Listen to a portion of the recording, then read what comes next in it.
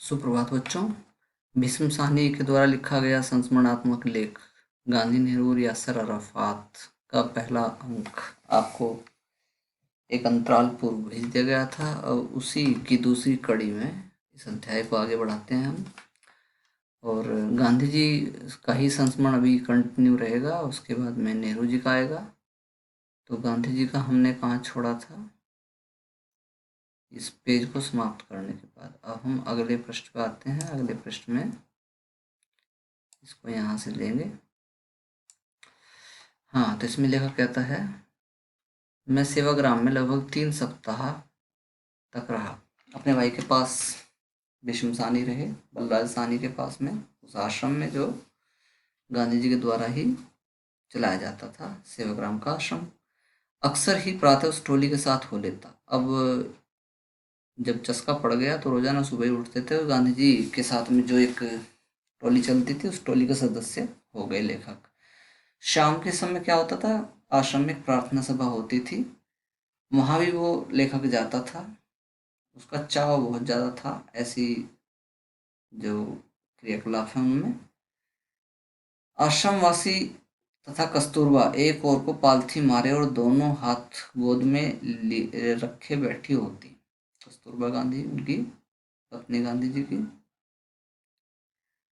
वो भी बैठी होती थी आश्रम में उस प्रार्थना सभा में और बिल्कुल मेरी माँ जैसी लगती है। लेखक कह रहा है, भीष्म साहनी कह रहे हैं कि बैठे हुए ऐसी प्रतीत होती थी कस्तूरबा जैसे कि मेरी माँ बैठती थी। यानी कस्तूरबा में लेखक को अपनी माँ की छवि नजर आती है। उन दिनों एक जापानी भिक्षु अपने चीब और वस्त्रों में गांधी जी के आश्रम को प्रदक्षिणा करता लगभग मील भर के घेरे में बार बार अपना गॉग बजाता हुआ आगे बढ़ता जाता। तो जापान में, क्योंकि आप जानते हैं बौद्ध धर्म है, बौद्ध धर्म के जो धर्मगुरु होते हैं उनको भिक्षु कहा जाता है। और वो किस तरह के कपड़े पहनते हैं वो आपने देख लिए होंगे, दलाई लामा के कपड़ों से आपने अंदाजा लगा लिया होगा। उनको बोलते हैं चीबर वस्त्र। तो चीबर वस्त्र पहने जापान का एक बौद्ध भिक्षु गांधी जी के आश्रम की प्रदक्षिणा, प्रदक्षिणा का मतलब चारों ओर चक्कर लगाना, ये किया करता था प्रतिदिन। और लगभग मील भर के घेरे में, सरकमफ्रेंस कितना था, लगभग 1 मील का था। बार बार अपना गॉग, एक तरह का बाजा होता है जो बौद्ध धर्म में बजाया जाता है, बजाता हुआ आगे बढ़ता जाता था। गॉग की आवाज़ हमें दिन में अनेक बार, कभी कभी एक ओर से तो कभी कभी दूसरी ओर से सुनाई देती रहती। और उसकी प्रदक्षिणा प्रार्थना के वक्त समाप्त हो जाती थी। शाम के समय जो प्रार्थना होती थी, प्रार्थना सभा होती थी, उस वक्त की तक उसकी जो प्रदक्षिणा थी, जो वो चारों ओर चक्कर लगाता था, वो समाप्त होने का वक्त हो जाता था जब आश्रम में प्रार्थना सभा शुरू हो जाती थी। तो ये उसका नित्य प्रति का क्रम था, रोजाना उस काम को किया करता था।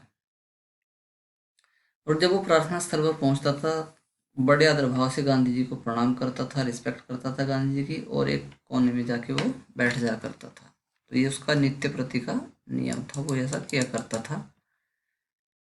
उन्हीं दिनों सेवाग्राम में अनेक जाने माने देशभक्त देखने को मिले। अब सेवाग्राम आश्रम जो था वो गांधी जी का आश्रम था, इसलिए जाहिर सी बात है कि गांधी जी का जो कार्य क्षेत्र था वो क्या था, ज़्यादातर देश को आज़ादी दिलाने का। उससे जुड़े हुए जो लोग थे उनका आना जाना उस आश्रम में लगा रहता था। पृथ्वी सिंह आज़ाद एक सेनानी का नाम है, स्वाधीनता सेनानी हुए हैं, जिनके मुंह से वह सारा किस्सा सुनने को मिला कि कैसे उन्होंने हथकड़ियों समेत भागती रेलगाड़ी से छलांग लगाई।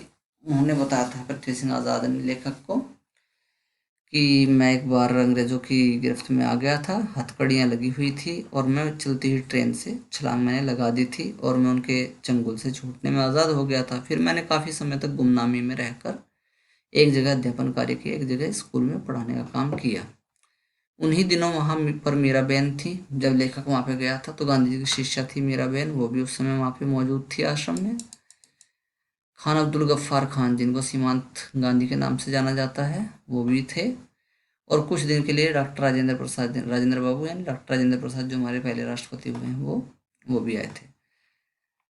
उनके रहते यह नहीं लगता था कि सेवाग्राम दूर पार का कस्बा हो। अब मैं कहाँ से आया था, रावलपिंडी से, गुजरात में आया था, तो मेरे से तो काफ़ी दूर था वो, लेकिन ऐसा प्रतीत होता कि नहीं, मैं अपने घर में ही हूँ।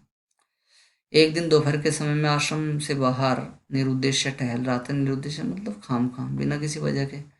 जब सड़क के किनारे एक खोखे के पीछे से अजीब सी आवाज़ सुनाई दी। दुकान, कच्ची दुकान को बोलते हैं खोखा, जो लकड़ी की बनी हुई होती है, सीमेंटेड नहीं होती।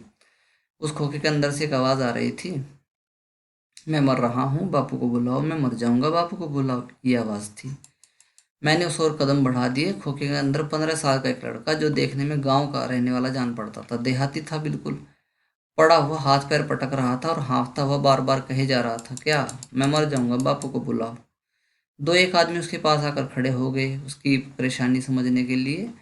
उनमें से एक आश्रमवासी जान पड़ता था, यानी सेवाग्राम का ही एक सेवक था।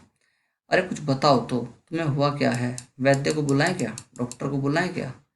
बापू को बुलाओ, बापू को बुलाओ, लड़का बार बार यही कह रहा था। बापू नहीं आ सकते, ज़रूरी मीटिंग चल रही है। वहाँ पे मीटिंग चल रही थी, बापू उसमें थे उस समय, वो नहीं आ सकते सेवाग्राम के आश्रम के, उस सेवक ने कहा। पर लड़का बराबर चिल्लाया जा रहा था और कह रहा था, बापू को बुलाओ, मैं मर जाऊंगा, और वो कह कह के अपने हाथ पैर पटक रहा था। इतने में मैंने आंख उठाकर देखा। लेखक की नज़र गई किसकी तरफ, कि कोई आ रहा है। और कौन था वो आ रहा था? वो थे गांधी जी। दोपहर का वक्त था और वह अपने नंगे बदन पर खादी की हल्की सी चादर ओढ़े मैदान लांग रहे थे। तो गांधी जी की वेशभूषा तो आपको पता ही है, उसी वेशभूषा में गांधी जी उस समय वहाँ पे थे। वही उन्होंने लंगोट पहनी हुई थी और एक हल्की सी चादर खादी की पहनी हुई थी। आ गए बापू, आ रहे हैं, आश्रमवासी ने कहा। अरे भाई चिल्ला मत, आ तो रहे हैं बापू जी।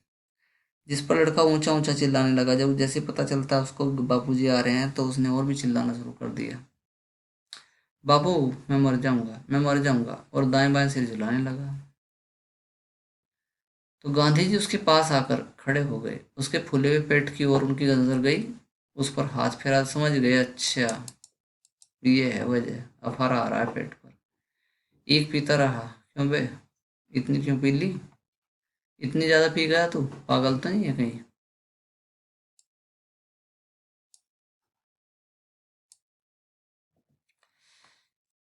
कुछ देर तक तो गांधी जी उसके फूले हुए पेट पर हाथ फेरते रहे, फिर उसे सहारा देकर उठाते हुए बोले, चल खड़ा हो, नीचे उतर, और मुंह में उंगली डालकर कह कर दे। कह मतलब उल्टी कर दे, वोमिटिंग कर दे, अफारा टूट जाएगा। फिर उसे सहारा देकर उठाते हुए बोले, ठीक है, चल, कहकर, और कहते हुए हंस पड़े, तू तो पागल है लड़के, मानता नहीं तू, पागल है क्या तू? लड़का हाय हाय करता हुआ नीचे उतरा और नाली के किनारे बैठ गया उल्टी करने के लिए। गांधी जी उसकी पीठ पर हाथ रखे झुके हुए रहे। पीठ पे हाथ क्यों रखा जाता है? जिससे कि उल्टी करते समय जो अंदर एक दर्द होता है उसका एहसास ना हो। थोड़ी ही देर में उसका पेट हल्का हो गया उल्टी होने के बाद में, और वो हाँफता हुआ बैठ गया। अब इधर खोखे में आकर लेट जा, कुछ देर चुपचाप लेटा रहे, अब बोलना नहीं किसी के साथ, गांधी जी ने उसको समझाया। कुछ देर तक तो गांधी जी उसके पास खड़े रहे, फिर आश्रमवासी को कोई हिदायत सी दी और कहा, भाई इसका ध्यान रखना, और वहां से चले गए हंसते हुए, ये कहते हुए कि तू तो पागल है लड़के, कहकर वो मैदान पार करने लगे। गांधी जी के चेहरे पर लेश मात्र भी क्षोभ नहीं था, और वे हंसते हुए चले गए। और कोई होता, जरूरी मीटिंग छोड़ के आता, तो उसको गुस्सा आ जाता ना, लेकिन गांधी जी के चेहरे पर किसी तरह का नाराजगी का भाव नहीं था। हर दिन प्रातः जिस कच्ची सड़क पर वे घूमने निकलते, उसके एक सिरे पर एक कुटिया थी, जिसमें एक रुग्ण व्यक्ति रहते थे, एक बीमार व्यक्ति रहते थे, संभवतः वह दिक के मरीज थे। दिक का मतलब होता है तपेदिक। गांधी जी हर दिन उसके पास जाते और उसके स्वास्थ्य के बारे में पूछताछ करते, पूछते उससे, हाँ भाई क्या हाल है। उनका वार्तालाप गुजराती भाषा में हुआ करता था, क्योंकि वो जो मरीज था वो गुजराती जानता था, गांधी जी खुद भी गुजराती के थे। मैं समझता हूँ गांधी जी की देखरेख में उसका इलाज चल रहा था, वह गांधी जी का रोज का नियम था। तो बच्चों, ये गांधी जी से जुड़ा हुआ संस्मरणात्मक लेख है, आज पूरा हो जाता है। इसके बाद नेहरू जी के बारे में आपको बताया जाएगा। तब तक आप वेट करिए, इंतजार करिए। धन्यवाद।